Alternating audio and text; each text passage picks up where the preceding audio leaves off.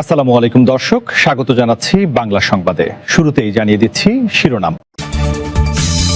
দেশে বিদ্যুতের ঘাটতি নেই, পরিকল্পিত লোডশেডিংয়েরও সুযোগ নেই, বিদ্যুৎ প্রতিমন্ত্রী।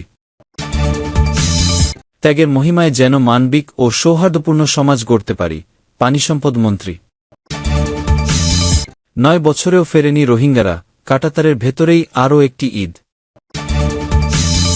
60 গম্বুজ মসজিদে ঈদুল আজহার জামাত অনুষ্ঠিত।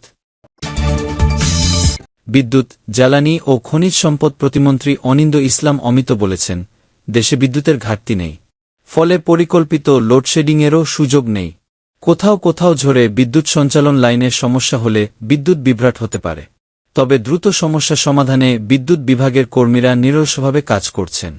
আজ বৃহস্পতিবার যশোর ঈদগাহে ঈদুল আজহার নামাজ শেষে সাংবাদিকদের প্রশ্নের জবাবে তিনি এসব কথা বলেন।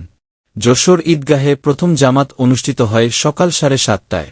এতে অংশ নেন বিদ্যুৎ, জ্বালানি ও খনিজ সম্পদ প্রতিমন্ত্রী অনিন্দ ইসলাম অমিত, জেলা প্রশাসক মোহাম্মদ আশেক হাসান, পুলিশ সুপার সৈয়দ রফিকুল ইসলাম, যশোর জেলা পরিষদ প্রশাসক দেলোয়ার হোসেন খোকন প্রমুখ।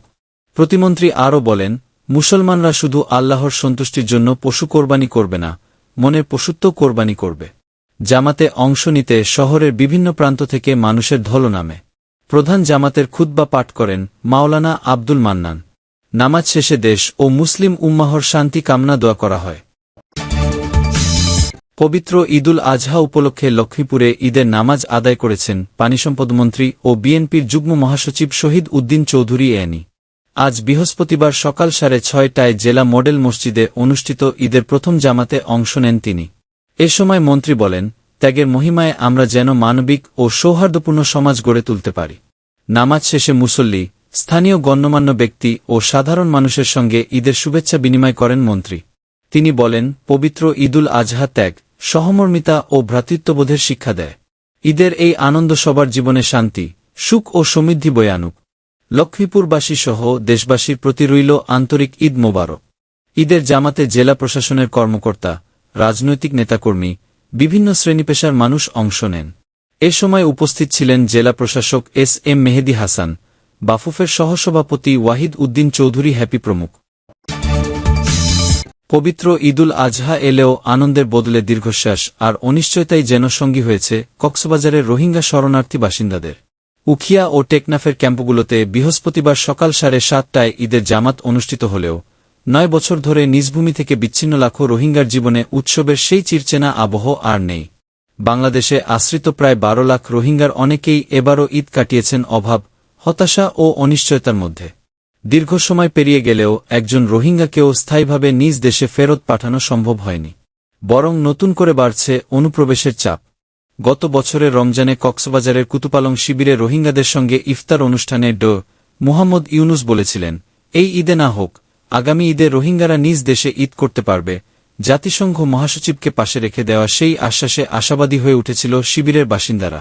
তবে 1 বছর পেরিয়ে গেলেও প্রত্যাবাসনে দৃশ্যমান কোনো অগ্রগতি হয়নি। উল্টো নতুন করে 1.5 লাখের বেশি রোহিঙ্গা বাংলাদেশে আশ্রয় নিয়েছে বলে জানিয়েছে সংশ্লিষ্ট সূত্র। ঈদ এলেও শরণার্থী শিবিরগুলোতে নেই উৎসবের আমেজ।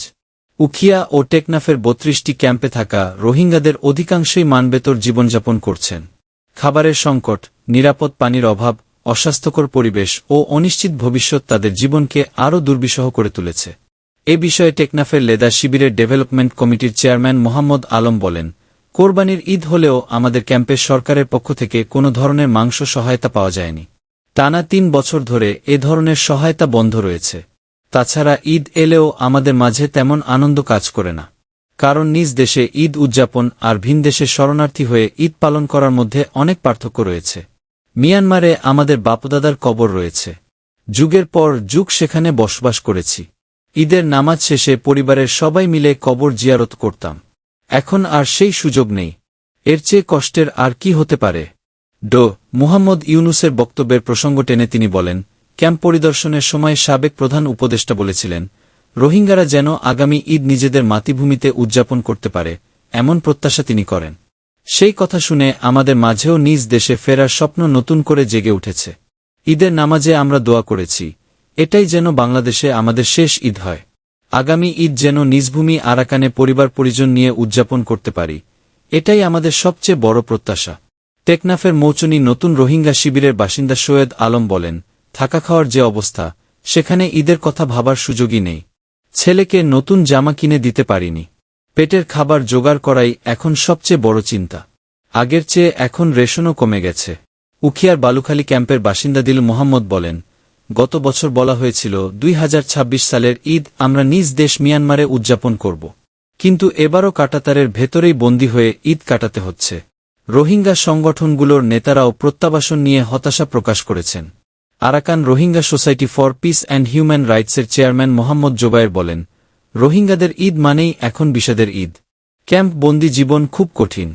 নিজ ভূমিতে ঈদ উদযাপনের যে প্রতিশ্রুতি দেওয়া হয়েছিল, তা বাস্তবায়ন না হওয়ায় ক্যাম্পগুলোতে হতাশা তৈরি হয়েছে।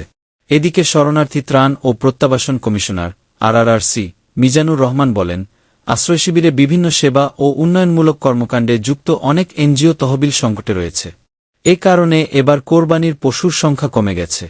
গত বছর 1.5 কেজি করে মাংস বিতরণ করা হয়েছিল। এবার উখিয়া ও টেকনাফের 33টি আশ্রয়শিবিরে থাকা 2 লাখ রোহিঙ্গা পরিবারে 1 কেজি করে মাংস বিতরণ করা হবে। উল্লেখ্য, 2017 সালের 25 আগস্টের পর মিয়ানমারের রাখাইন রাজ্যে সেনা অভিযান ও নির্যাতনের মুখে পালিয়ে বাংলাদেশে আশ্রয় নেয় লাখো রোহিঙ্গা। বর্তমানে উখিয়া ও টেকনাফের শরণার্থী শিবিরগুলোতে 12 লাখের বেশি রোহিঙ্গা অবস্থান করছে। বছরের পর বছর কাঁটাতারের ভেতর বন্দী জীবন কাটাতে রোহিঙ্গাদের সবচেয়ে বড় আকাঙ্ক্ষা এখন একটাই, নিজভূমি আরাকানে নিরাপদ ও সম্মানজনকভাবে ফিরে গিয়ে পরিবারের সঙ্গে আবারও ঈদ উদযাপন করা। বাগেরহাটের 60 গম্বুজ মসজিদে পবিত্র ঈদুল আজহার প্রধান জামাত অনুষ্ঠিত হয়েছে। পূর্ব নির্ধারিত সময় অনুযায়ী বৃহস্পতিবার সকাল 7টায় প্রথম ও প্রধান জামাত অনুষ্ঠিত হয়। প্রথম জামাতে ইমামতি করেন হাফেজ মাওলানা মো. খালিদ। জামাতে অংশ নেন বাগেরহাট বিয়োগ 2 আসনের সংসদ সদস্য শেখ মঞ্জুরুল হক রাহাত, জেলা প্রশাসক গোলাম মো. বাতেন, স্থানীয় সরকার বিভাগের উপপরিচালক ডা. মো. ফখরুল ইসলাম, জেলা বিএনপির সাবেক সভাপতি M.A. সালাম সহ বিভিন্ন শ্রেণীপেশার মানুষ। প্রথম জামাত শেষে সকাল 8টায় দ্বিতীয় জামাত অনুষ্ঠিত হয়। এতে ইমামতি করেন 60 গম্বুজ মসজিদের ভারপ্রাপ্ত ইমাম ও খতিব মো. নাসির উদ্দিন। সকাল 9টায় তৃতীয় ও শেষ জামাতে ইমামতি করেন হাফেজ মাওলানা মো. এনামুল হক। ঈদের নামাজ উপলক্ষে ভোর থেকেই বিভিন্ন এলাকা থেকে মুসল্লিরা 60 গম্বুজ মসজিদ প্রাঙ্গণে জড়ো হতে থাকেন। বেলা বাড়ার সঙ্গে সঙ্গে মুখর হয়ে ওঠে পুরো এলাকা। 3টি জামাতে প্রায় 5,000 মুসল্লি ঈদের নামাজ আদায় করেন। প্রতিটি জামাত শেষে বিশ্ব মুসলিম উম্মাহর শান্তি, সমৃদ্ধি ও দেশের কল্যাণ কামনায় বিশেষ মোনাজাত করা হয়। পাশাপাশি শিশুদের নিরাপত্তা ও সমাজ থেকে সহিংসতা অপরাধ দূর করার জন্য দোয়া করা হয়। ঈদ জামাতকে ঘিরে বিশ্ব ঐতিহ্যের এই মসজিদ এলাকায় নেওয়া হয় কঠোর নিরাপত্তা ব্যবস্থা। আইন শৃঙ্খলা রক্ষায় দায়িত্ব পালন করেন Bangladesh police, tourist police, RAB ও আনসার সদস্যরা। এছাড়া বাগেরহাট শহরের বিভিন্ন জামে মসজিদেও সকাল 7টায় ঈদুল আজহার জামাত অনুষ্ঠিত হয়েছে।